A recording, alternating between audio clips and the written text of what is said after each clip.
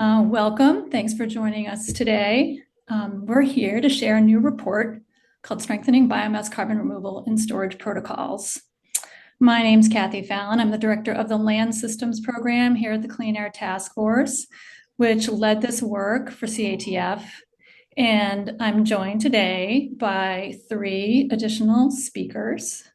Steph Herbstritt, who is the Senior Bioenergy Manager in the Land Systems Program. Dr. Tom Richard, who is Professor Emeritus of Agricultural and Biological Engineering at Penn State, and Dr. Joe Sagas, Assistant Professor of Biological and Agricultural Engineering at NC State. So just a few words about the Clean Air Task Force. We are a global nonprofit organization. We were founded in 1996. And as you can see here, our mission is to push the technology and policy changes needed to achieve a zero emissions, high energy planet at an affordable cost. Within CATF, we represent the Land Systems Program, and our purpose is to advance the most effective uses of Earth's limited land resources to mitigate climate change, enable energy system transformation, and support livelihoods worldwide. So we're one of the newer programs at CATF. We've been around for 5 years, and we focus at this point on CDR, climate smart agriculture, and forest carbon sinks. The work we're sharing today carries forward an expert-based evaluation approach that we used in a prior study that looked at forest carbon credit protocols. And that work was published in this peer-reviewed paper in Earth's Future. And there's a website where you can learn more about that. The expert elicitation was conducted with this interdisciplinary committee. All of these people have an arm's length perspective on the carbon market and on the protocols. So one of the reasons we brought a team like this together is that they could represent kind of a third party view of what's going on in the protocols. We reviewed 25 protocols as they existed as of May 1st of 2025. And many protocols have been updated since that time or are undergoing review. There are still carbon credits that have been issued under those prior protocols. Because of the fact that this is a nascent market and there are many protocols proliferating, what we wanted to do was to create an overarching rubric that could be used across protocols to assess their relative strength.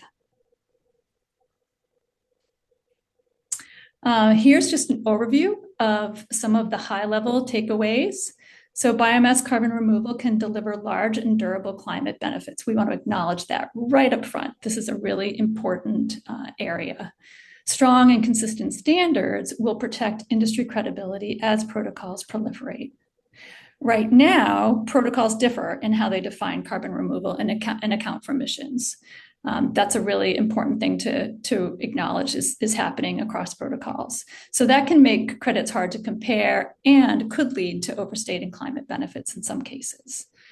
So our report provides an evaluation rubric and outlines practical steps to strengthen and align standards to protect credit integrity and support industry scaling.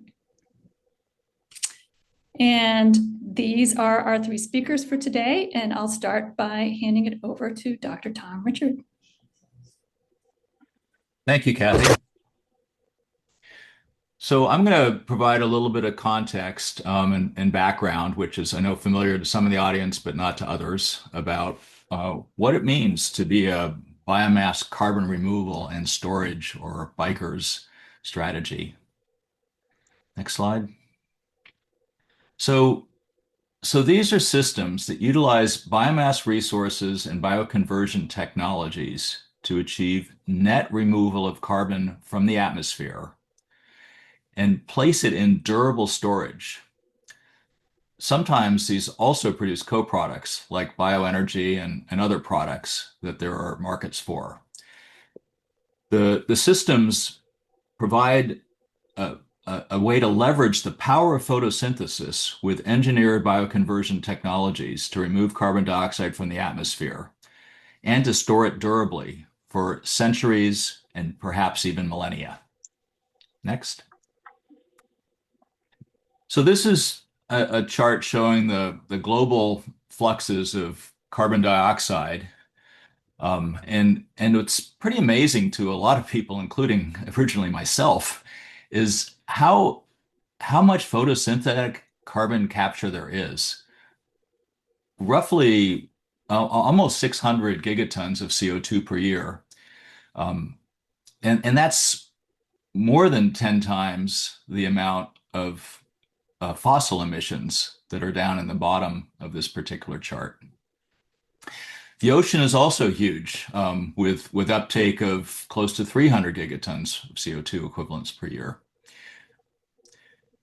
But those things are not really helping us right now because they're also balanced in the ocean by the release of carbon dioxide, not all of it, but much of it, and in terrestrial systems by respiration as plant material decomposes, and also by fire. And and those are the things that really we're trying to capture. Some of the biker systems will increase photosynthesis by increasing plant production in various managed ecosystems and agricultural systems.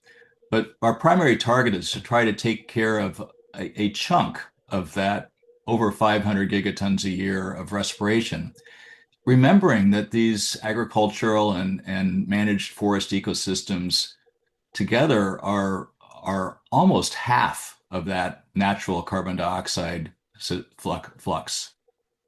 Next. So some work to kind of estimate this opportunity for biomass carbon dioxide removal, carbon removal and storage, indicates that in the US, US researchers think we can do it somewhere between 600 and 600 million and 1 gigaton of carbon dioxide per year. And these systems can at the same time reduce some of the emissions that we have from existing, for example, waste management that oftentimes releases methane as well as CO2.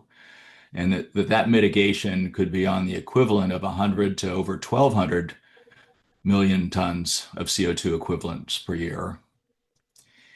In combination with some of the biomass energy systems, it can produce the equivalent of fossil fuel and displace those fossil resources.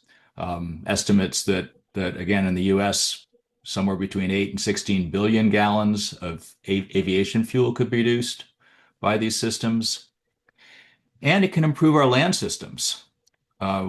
Work that we've done with winter rye, it's commonly used as a cereal as a cover crop in the U.S., but can also be harvested and could reduce nitrate nitrogen production release into water by about 30% in important watersheds like the Mississippi and the Chesapeake, and also reduce the need for fertilizer.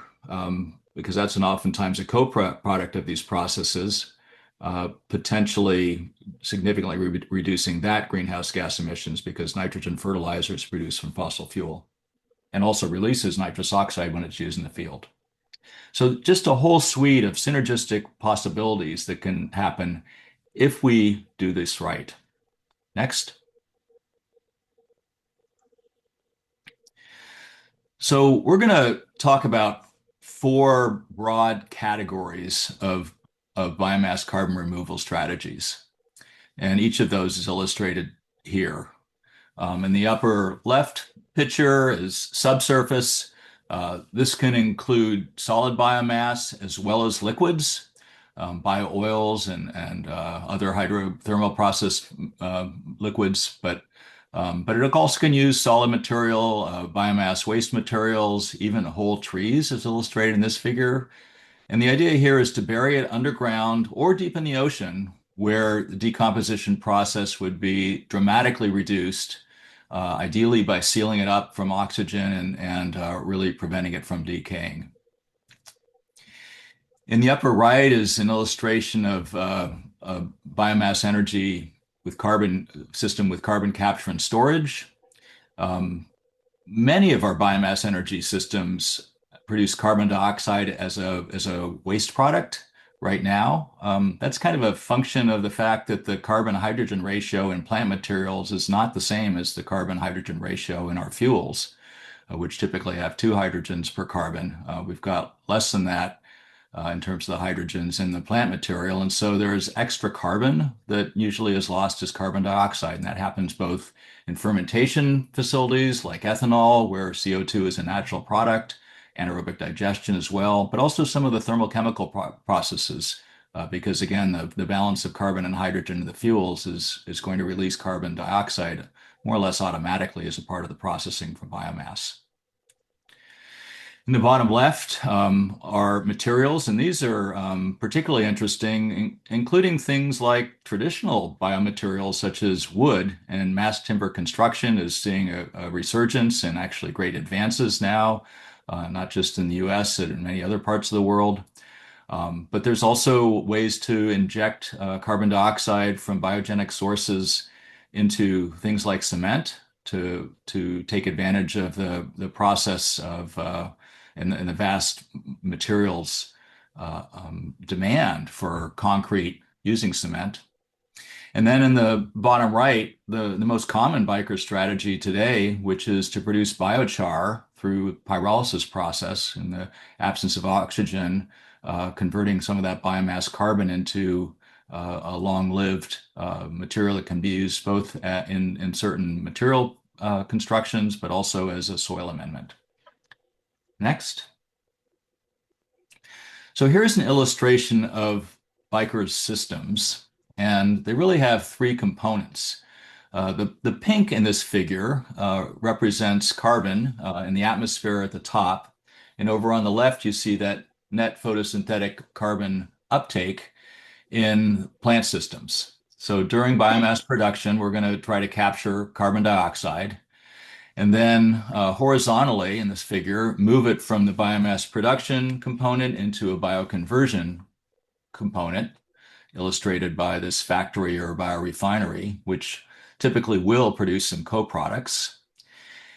And then into these storage mechanisms, the building materials, biochar, burial in ground or in the ocean, or deep geologic CO2 storage. And in each case, some of these systems may well leak some CO2 back into the atmosphere. So we have to really track the carbon very carefully in these systems and also understand some of the indirect impacts of this on carbon fluxes worldwide. Next. Now, we talked about potentially many tens of gigatons of carbon dioxide removal, but right now we're far from that.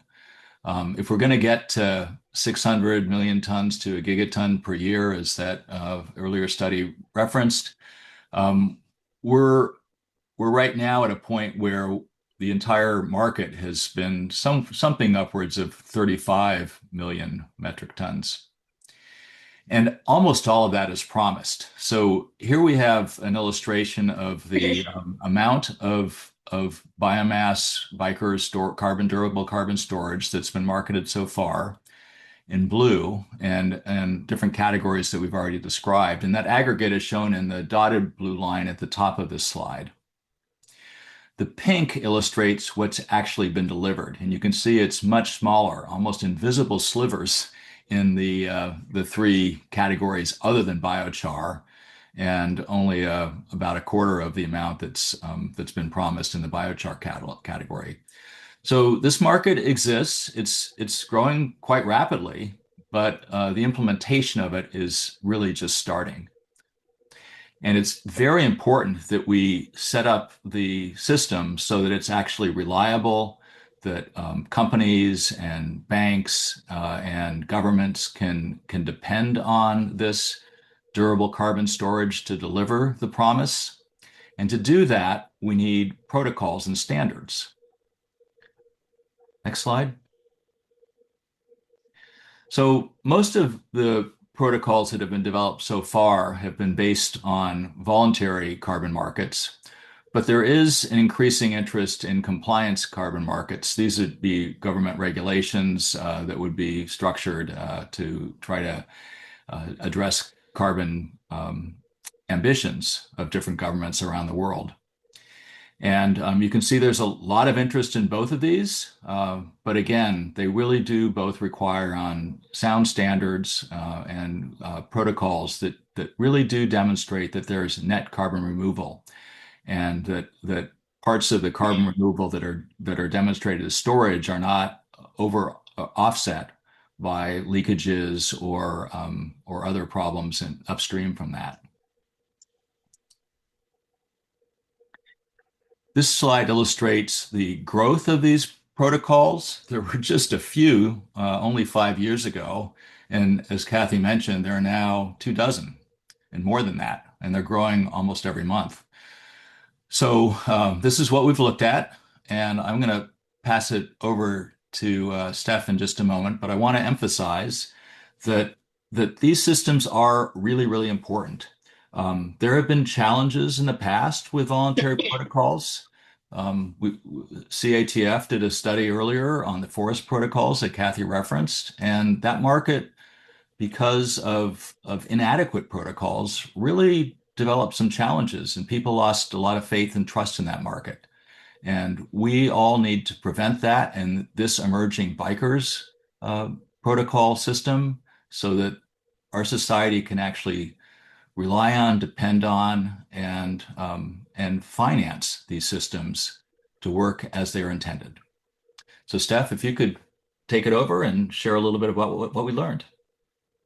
Thanks, Tom. I'll walk through what we did and what we learned.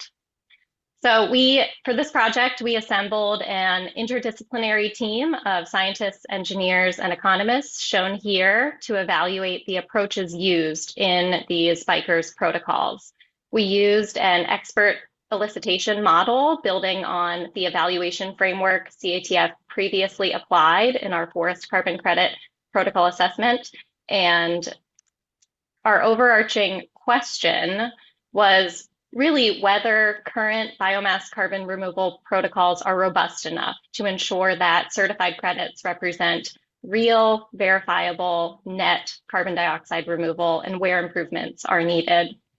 So to answer that, we first conducted a landscape assessment of existing protocols in the voluntary carbon market and built an evaluation rubric capturing the approaches protocols take across critical features of effective carbon accounting. And importantly, I'll note we did not evaluate protocols holistically. So instead, we disaggregated each protocol into its individual approaches across features, and then experts could score the underlying methods rather than the entire protocols themselves.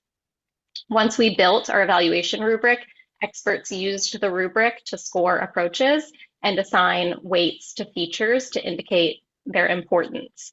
After initial scoring, the group met for 2 days of structured discussion and then had the opportunity to refine their scores based on their discussions. And then those results formed the basis for our recommendations to strengthen.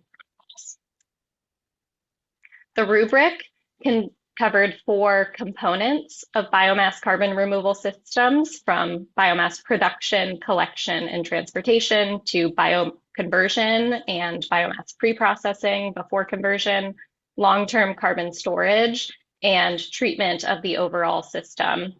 And across these 4 components, we evaluated 18 different protocol features, numbered 1 through 18 on this slide here, that are critical to effective carbon accounting. So after reviewing the protocols, we disaggregated the individual approaches that are used for each of these 18 features. Where multiple protocols used similar approaches, we grouped them into a generalized approach category. And this resulted in 94 distinct approaches across the 18 features, which experts then scored. And these were scored on a 7-point Likert scale, ranging from fundamentally flawed to exemplary. And while our analysis focused on greenhouse gas accounting, I'll note we also cataloged how protocols address social and environmental considerations, and that data can be found in the appendix as a foundation for future research. So we focused on project scale bikers protocols in the global voluntary carbon market. These 25 protocols that we looked at were developed by 10 different registries or programs, and they span the 4 biomass carbon removal project categories that Tom shared earlier. And those are shown on the right here: subsurface and burial systems, bioenergy with carbon capture and storage systems, material systems, and biochar systems. And with that landscape in mind, I'll next dive into what we found when we evaluated these protocols.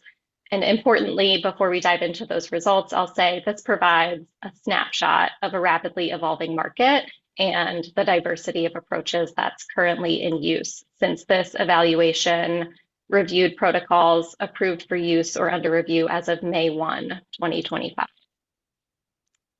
So we found that of the 25 protocols we assessed, 28% scored satisfactory, indicating a solid foundation for the industry to build on.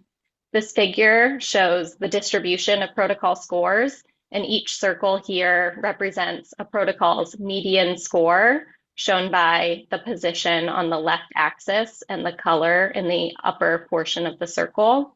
And the dark purple fill that you see that starts at the bottom of each circle indicates how many features within that protocol received a median score of fundamentally flawed. And so while there's certainly a solid foundation to build from here, there's also room for improvement. 78% of the protocols scored below satisfactory, and every protocol had at least one fundamentally flawed approach. And importantly, the features that experts weighted as most important were also the ones with the highest number of fundamentally flawed approaches, such as the treatment of uncertainty feature or the traceability feature, highlighting where strengthening is really most needed across this population of protocols. And so to strengthen bikers protocols and improve confidence in credits in the system, our analysis highlights 5 principles that should guide protocol development going forward, and you see them here. So first, the protocols really differ in which life cycle emissions they include, especially across very different bikers project types. In sectors where there are established traceable commodity markets, there's clear pathways to account for all the upstream and downstream emissions. But systems that handle waste and residues or distributed biomass resources often can't apply or don't apply those broader upstream system boundaries. And so in our report, we set this ideal bar of moving towards completeness to capture all emissions where feasible and implement these wide system boundaries where feasible. At minimum, though, we recommend when protocols cannot feasibly account for all emissions, that they clearly disclose which sources are included, which are excluded, and why. And many protocols really lack this dissemination of transparent system boundaries, making the results difficult to interpret or compare. And so we think improving clarity is really essential for credibility. Third, where data gaps or uncertainties exist, protocols we recommend should apply conservative default values. Conservatism will really help ensure that the claimed benefits are not overstated, and the need for these conservative values might change over time as we learn and certainty potentially improves. So protocols need to be adaptable. Many lack mechanisms for updating requirements as the science and technology and monitoring methods evolve. And so ensuring protocols can be revised over time is really critical for maintaining accuracy and credibility and making sure that they're up to date as our knowledge improves. And then finally, consistency. So definitions, verification requirements, system boundaries differ across the population of protocols that we reviewed, and strengthening consistency across all of these protocols in those various critical features will really improve the comparability and the credibility of these bikers credits. So with that, I'll turn it over to Joe to dig deeper into these through cross-cutting challenges that we identified and what that means for protocol development going forward. Thank you, Steph. You can move on to the next slide. And so as Steph just mentioned, I'll be going a bit deeper into the cross-cutting challenges, specifically system boundaries, consistency, and balancing flexibility with precision. Next slide. Starting with system boundaries. So a very important and necessary step in setting up a biker's project is quantifying how much carbon is actually removed from the atmosphere, as Tom alluded to earlier. And so the protocols lay out how to do that, and system boundaries are a central part of that process. System boundaries define which flows of carbon are included in the accounting. So at a high level, carbon removal is basically equal to the amount of carbon taken up from the atmosphere through photosynthesis minus the emissions that occur within the boundaries that have been defined. All right. So for example, as shown here, the boundaries can be drawn around the bioconversion facility and long-term carbon storage at end of life.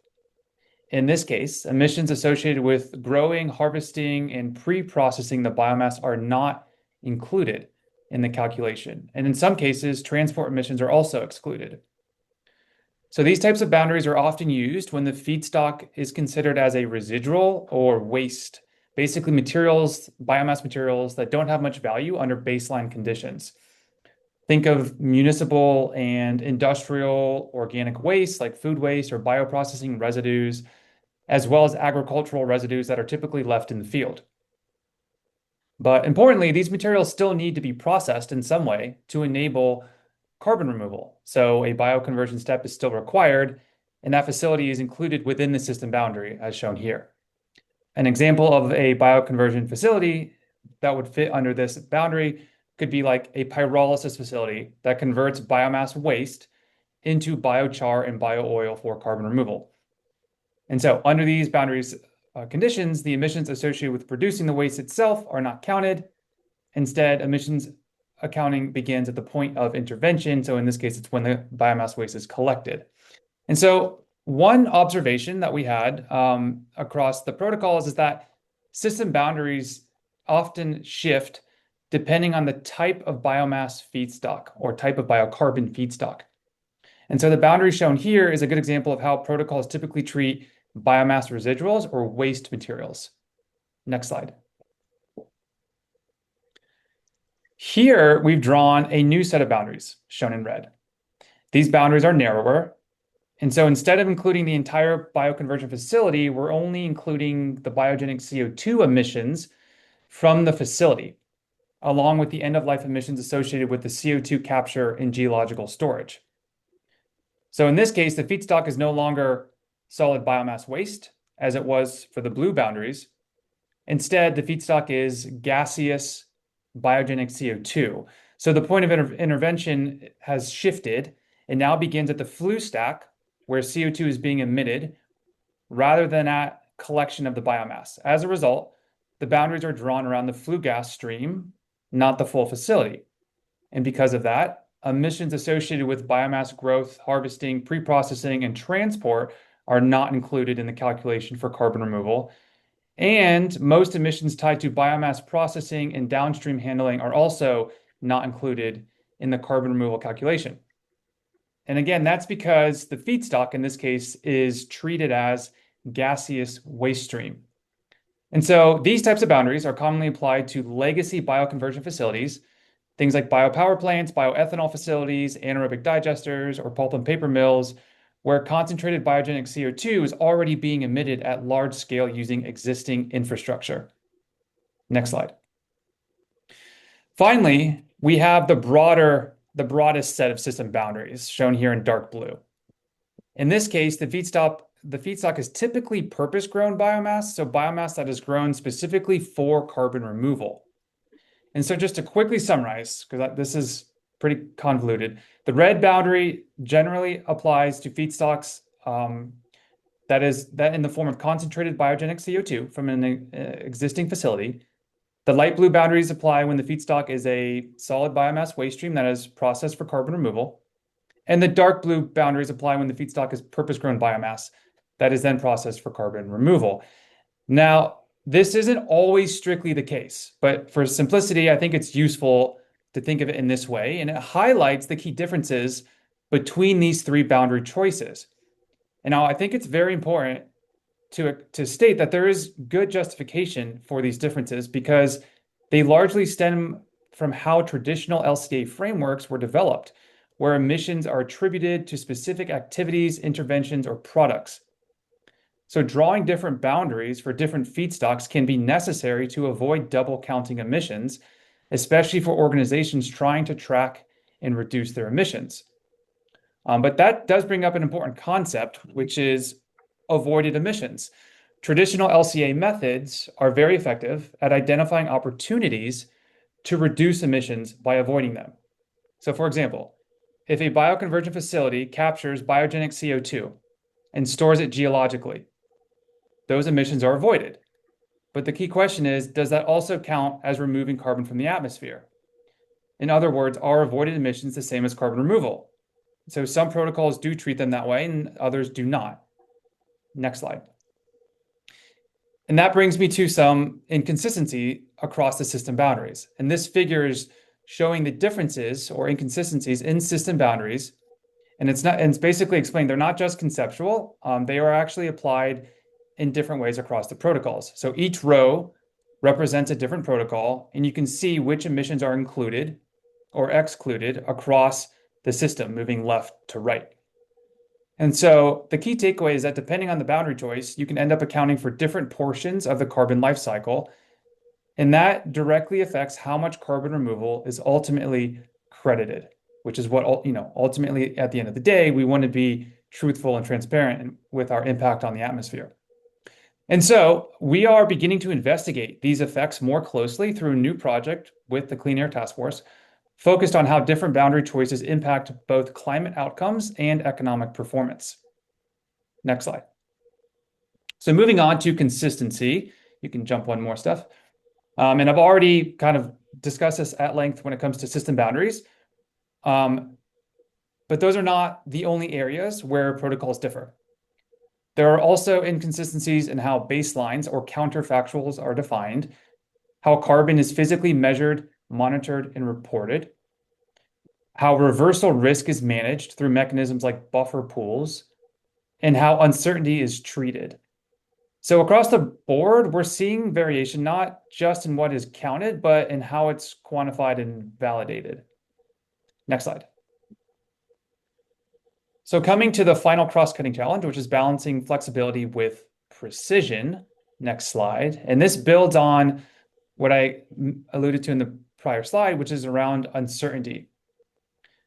Carbon removal is still in its infancy, and with that comes a significant amount of uncertainty, which in my view is expected for a field that is evolving, right, this quickly. So over time, we expect the science to improve, data to become more available, and uncertainty to decrease, right? And some of the, as you can see here, right, over time, we expect this to decrease, and there's a couple examples put up on the screen, like land use change, durability, traceability. All these have quite a bit of uncertainty associated with them. So protocols need to be designed with enough flexibility to adapt to these changes while still maintaining credibility today. Next slide. Okay, now one example of where there is still a lot of uncertainty is in the durability of different end-of-life carbon storage forms. And so this plot shows the percentage of biogenic carbon that can be reliably stored without reversal over different timeframes, 10, 100, and 1,000 years. And so at the top, you can see that geological storage of CO2 actually shows very little uncertainty across all timeframes. It's very stable. Once you get it down there, miles underground, it's very stable. But the other storage pathways show more variation. Most notably biochar, which Tom spoke to earlier. This represents a majority of carbon removal credits that have been issued to date.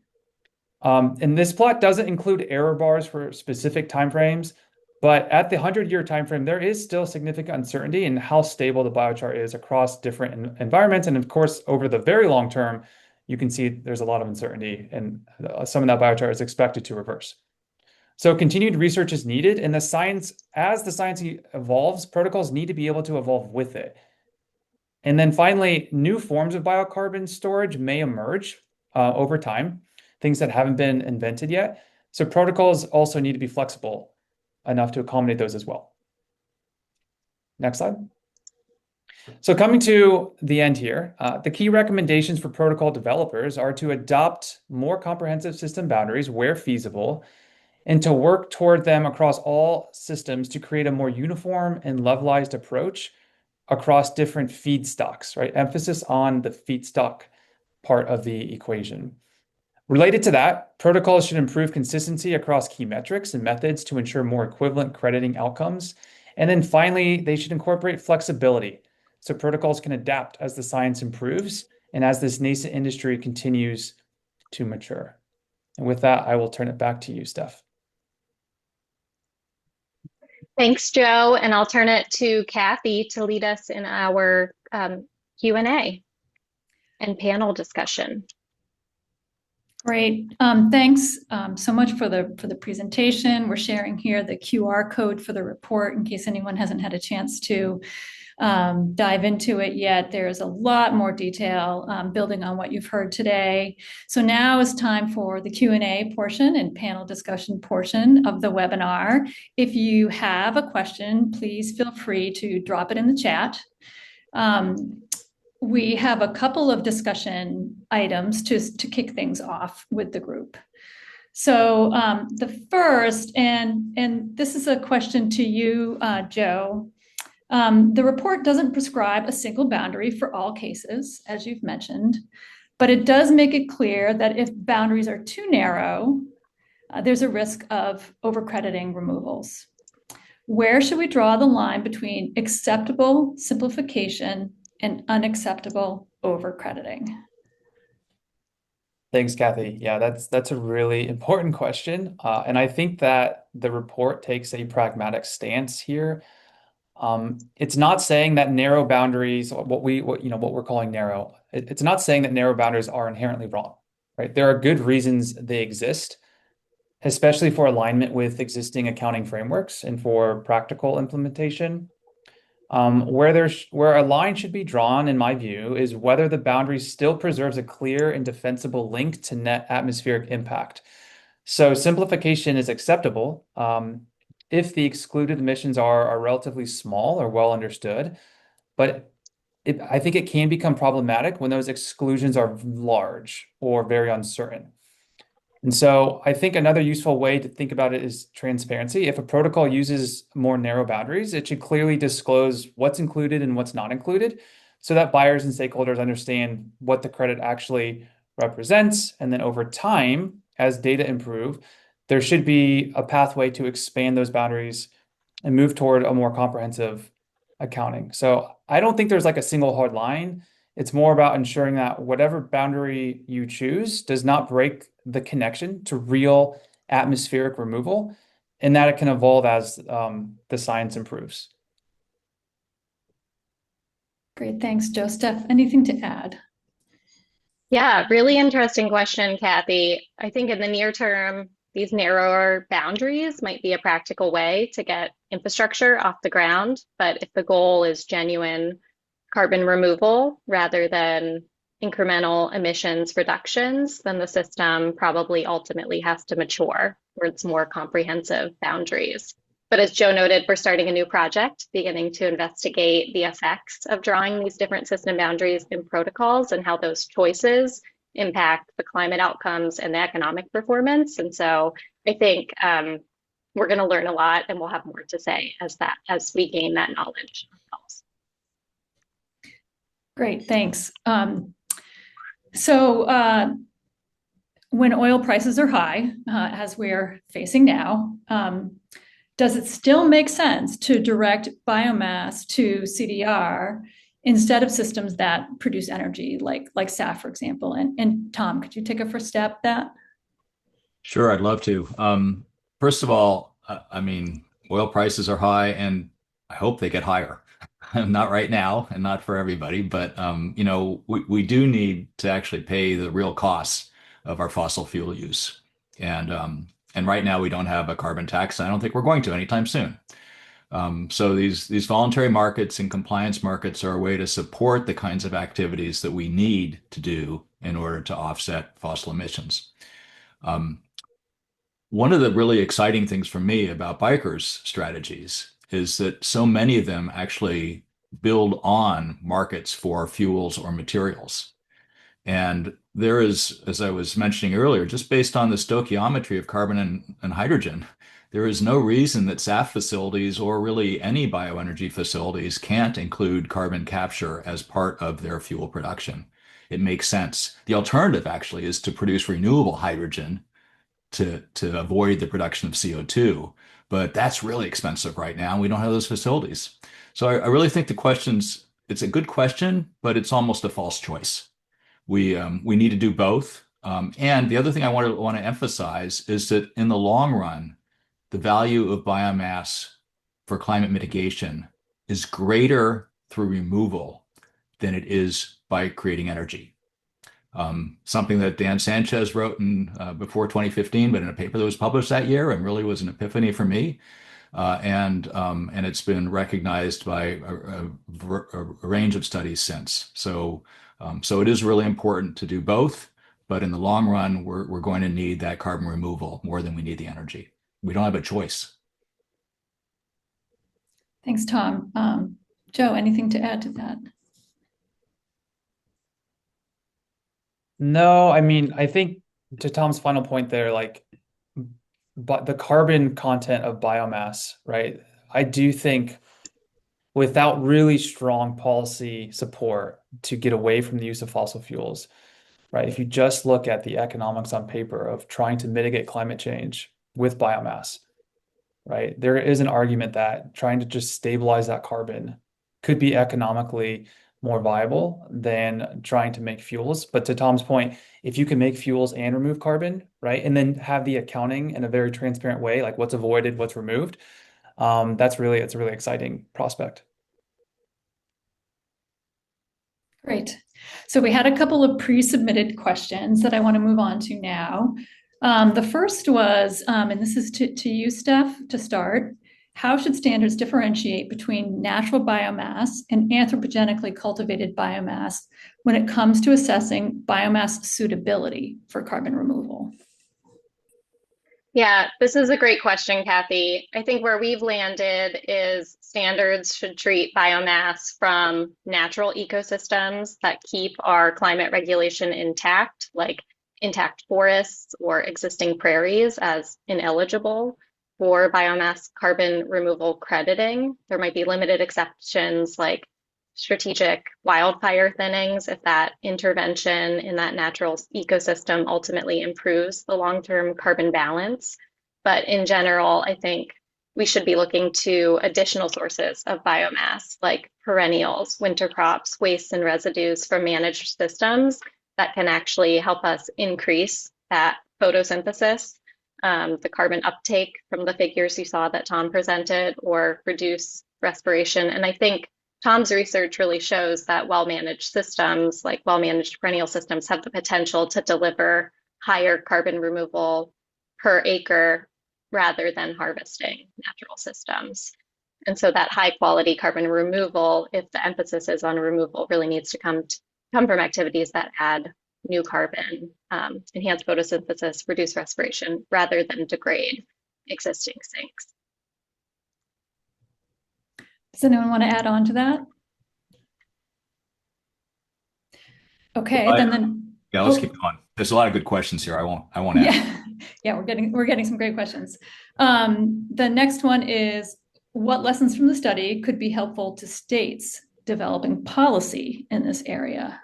And first to you, Steph.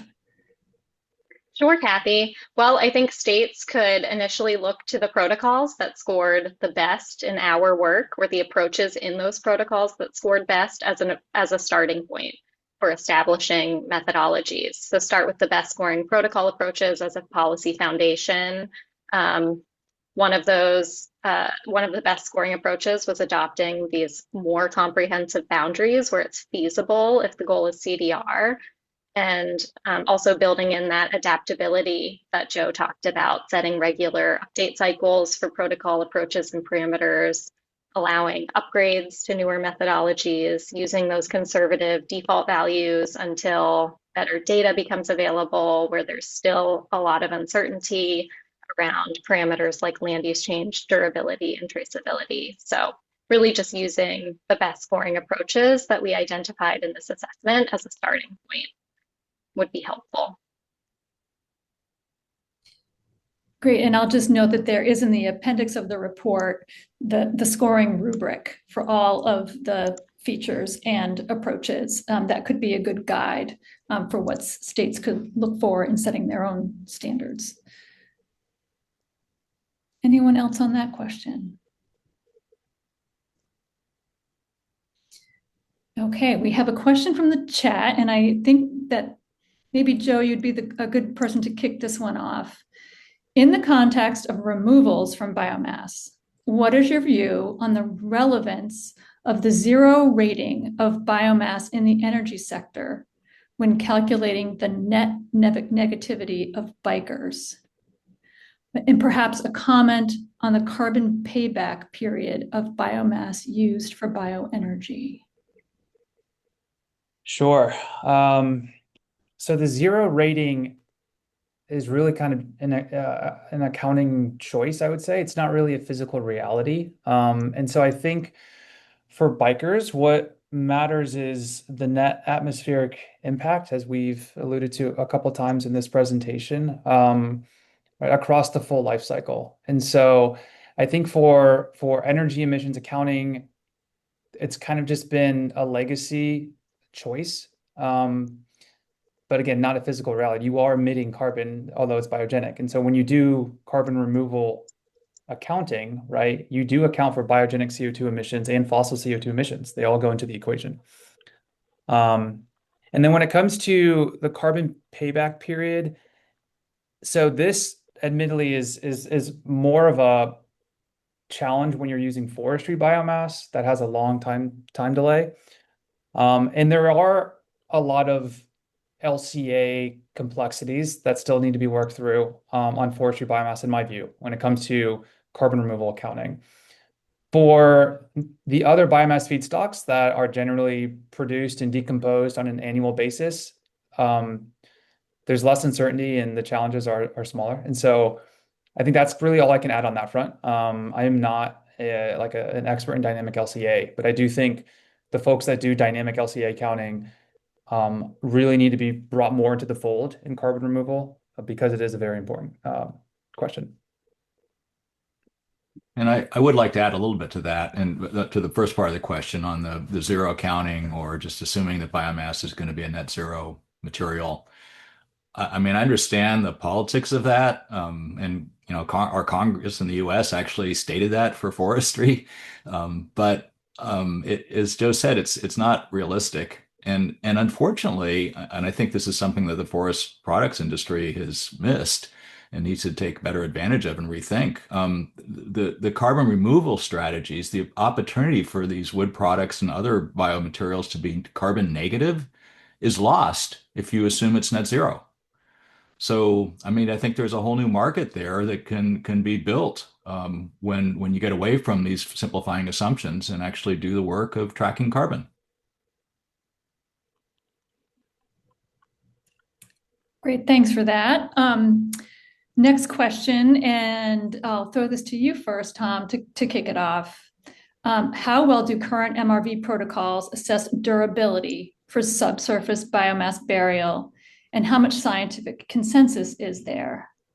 Are there characterization studies comparing durability across biomass type, processing, and containment conditions? And I'll hold it there. Yeah, I mean, great question. So there are analog studies and actually methodologies to track long-term carbon degradation. The wood products industry, again, has had concerns about that for a long time, and so has set up some accelerated degradation protocols and strategies. And there's others in other sectors. And there's also some analogs in natural environments where we know that there are wood materials that have actually persisted for thousands of years. Archaeologists use that to track the dates of human activity, and we find natural activity too in terms of subsurface, particularly anaerobic environments. Where logs and other materials have lasted and persisted. So I think there is scientific data, but it is hard to run a 100-year experiment, much less a 1,000-year experiment. And so that's part of what we need to do is set up the long-term monitoring to track these new systems and make sure that they're delivering as promised and have the ability to adjust the durability and the promises and the credits accordingly over time. I'd like to add just a little bit to that.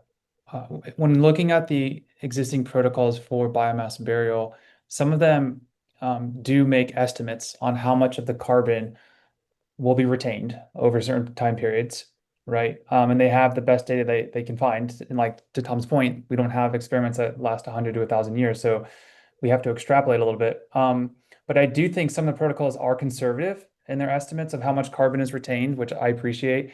And further, they break down the carbon that they assume will be reversed and released from the storage, will be released as CO2 and methane, because that's typically how anaerobic decomposition of biomass in these burial chambers would happen. And so they are penalizing, in a way, the net carbon removal through that CO2 equivalency with methane, right? So they are being conservative. Some protocols are being conservative, which is, in my view, it's a good way, at least in the early days, to lean on conservative rather than more like liberal assumptions. Okay. So it seems like considering alternative fates and market leakage are consequential LCA, which we'd then be combining with attributional LCA emissions factors for things like energy and materials use and equipment. In general, it's considered not good practice to mix consequential and attributional approaches in the same study. How does the team rationalize this? Who would like to jump in on that?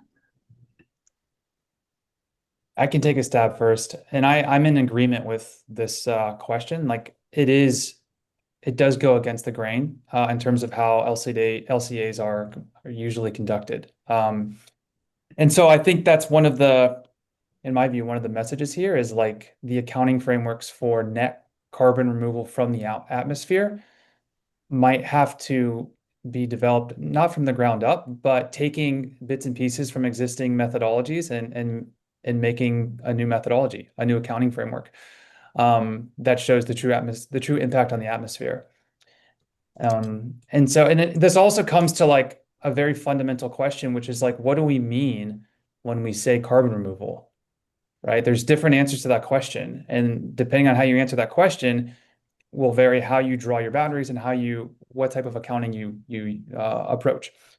And so it's a very good question. And that's why in my slides, I tried to emphasize like the way that the protocols are developed now, they try to stick to one of many different LCA methods without overlapping them, like you're mentioning in this question, which I think is the right approach. You don't want to double count. You don't want to cause confusion.